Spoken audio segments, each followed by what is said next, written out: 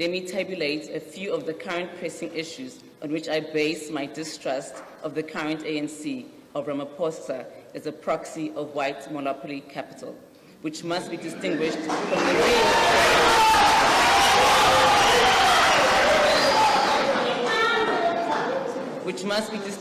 the real ANC. Firstly, the ANC kept quiet when the powers of the President were taken away in the appointment of the chair of the Commission on the so-called state capture. This symbolized an opportunistic amendment of the Constitution of South Africa. Secondly, the ANC kept quiet when it became clear that the 2017 National Conference and the position of President had been stolen or bought by forces outside the organization for an amount of 300 million rand, which the President admitted under oath, and the estimated amount of 1 million more found by the Public Protector in her Bosasa report, in which Ramaphosa was fingered. Thirdly, the turning point for me was a misguided statement made by the ANC President that the ANC is accused #1 for corruption in South Africa. Neither the leadership of the ANC and the NEC nor the membership at the most recent National Conference saw the need to challenge or change that incorrect statement. Fourthly, the ANC expelled its Secretary General using the selective application of the so-called step-aside rule, but will now allow the President, who is also facing criminal charges, to top its list for the next election. Fifthly, the ANC stood idle when 400 black people were massacred in KwaZulu-Natal following the avoidable July 2021 unrest caused by the Constitutional Court and Mr. Raymond Zondo due to my imprisonment without trial under the ANC of Ramaphosa. Sixthly, the last straw was when, due to the Public Protector's 31 questions in the investigation of the Phala Phala scandal, she was suspended and then impeached by the ANC, DA, and Freedom Front working together. I have now been told that the ANC of Ramaphosa has decided to vote in favor of the impeachment of Judge President Hlophe and Judge Motata.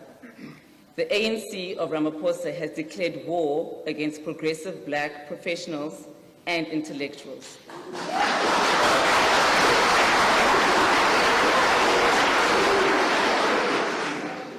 Lastly, the ANC of Ramaphosa has plunged the country into darkness with load shedding, which has ruined the economy.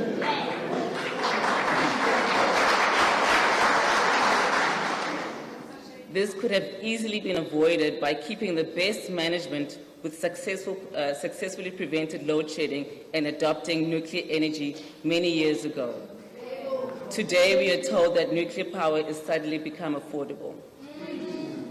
These are just some of the key reasons for my answer to the question, what is to be done? Some ANC leaders have asked me to campaign for the ANC in the 2024 elections. For the reasons I have stated, and many others that I will share with the public in the coming months, I have decided that I cannot and will not campaign for the ANC of Ramaphosa.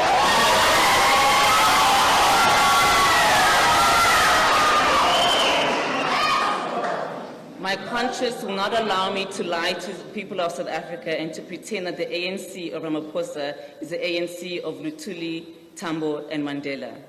It is not the ANC that I joined and went to jail for. In this regard, I fully agree with other former leaders like Comrade Thabo Mbeki and others that it would be a betrayal to campaign for the ANC of Ramaphosa.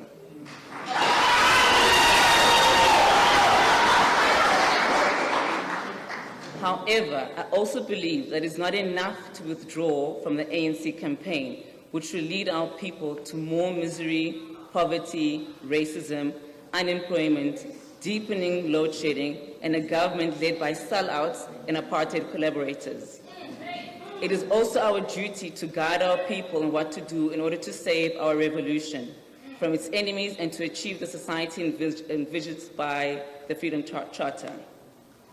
I therefore wish to announce that in 2024, I will vote for the Umkhonto weSizwe MK party.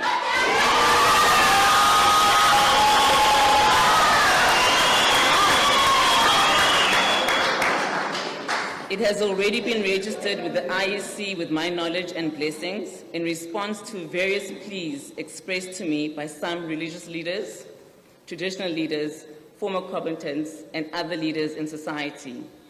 I call on all South Africans to join me in taking the important step and to vote for the MK party and any other progressive party which seeks total liberation and the return of our land to its rightful owners, the African people. The task ahead requires young and older leaders alike to pull in the same direction. No single organization can pull out of the present crisis. We require the same spirit of unity which saw us defeating the monster of apartheid. In the past few months, I have held several meetings with leaders of our people across the spectrum, including about 10 registered progressive political parties, with the aim of fostering a much-needed unity of the historically oppressed and dispossessed in South Africa. We are also discussing the formation of a patriotic front and a voting bloc after the people's victory in 2024 election. Yes. We are also discussing the formation of a patriotic front and a voting bloc after the people's victory in the 2024 election to pursue a minimum consensus program of no more than 10 points of agreement to get us out of the present crisis, which is in the process of being formulated. The single aim is to steer the ship of the total liberation from colonialism back on course by uniting Africans across the country, the African continent, and the African diaspora behind the battle for land, justice, and radical transformation towards economic freedom. There can never be reconciliation without socio-economic justice and equality.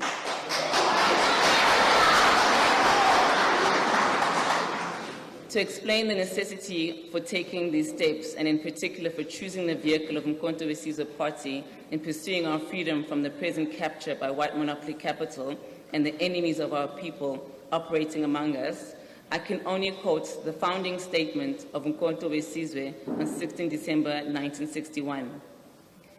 The time comes in the life of any nation where there remain only two choices: submit or fight. The time has now come to South Africa. We shall not submit, and we have no choice but to hit back by all means without our power in defense of our future and our freedom. The statement was true on 16 December 1961 and is also true on 16 December 2023. The new People's War starts from today. The only crucial difference is that instead of the bullet, this time we will use the ballot. This was made possible by the supreme sacrifices made by many freedom fighters in the past 400 years, in the years of resistance across the length and breadth of this land, starting with the heroism of Khoisan leader David Stearman, and culminating in the democratic breakthrough of 1994. Throughout that history, our people and their leaders were prepared for any consequences in the pursuit of freedom, including death itself. At this historical juncture, there is once again no alternative but to pick up the spear of the nation, Mkhonto we Sizwe, in defense of our people and in pursuit of a peaceful revolution for radical change. The status quo cannot be allowed to prevail or even get worse. Today, my mission is only to announce the way forward.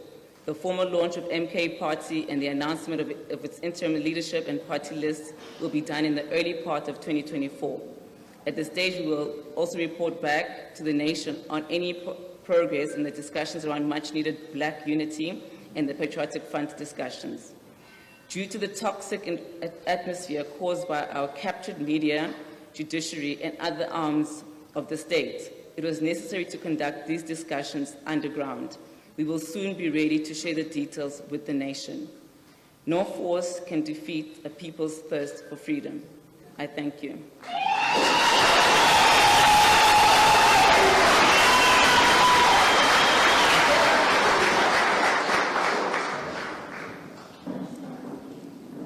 Thank you very much, Ulu.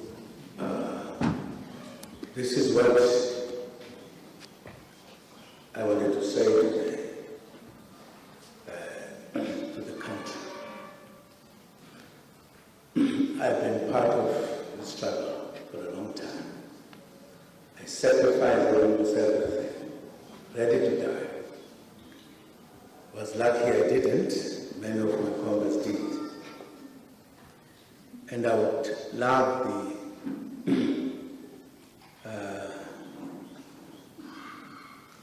the colleagues and countrymen, particularly the pastors, that for us to arrive at the right point, I would request you, because we have been talking with him, that at some point next year, you should organize a national coming together of the Christians, of the South Africans, to pray for the country, to get back where it is supposed to be. As I said earlier, the traditional leaders will be put out of everything. Yes, and yet they are the owners of this country.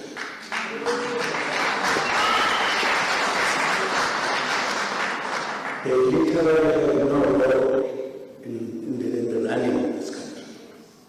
And yet they have called Ramaphosa to now. See our political, but they don't have a say.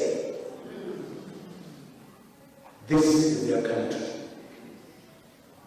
Yes, government must be there, but we belong to ourselves, and government is elected by us. We need to tell the government what to do.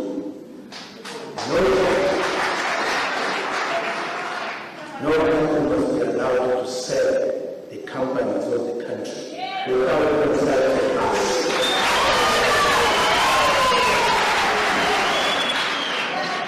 Some people will have to answer at some point. So I plead with you, my pledges, to help pray for this country, so that even the elections that are coming are going to be peaceful and there's going to be change in the country. It is in our hands. It is in our hands. It is in our hands. We have to be true to ourselves and to our people, to everybody else. Let me tell you one story. I have already heard many times, being people and one former colleagues, in many ways. I can tell you that we shall tell enough time next year to tell the story. How many people have been sent to my house to kill me by people I know. It's not my time to say all those things now, but I want to tell you, among the reasons why I taken this decision was I realized this is not a country I fought for. I need to see a South Africa that our ancestors envisaged, to say this country will be free. There is more poverty. There is more problems. There is more criminality. All of that I just talked about how much this time things have been. There is no solution by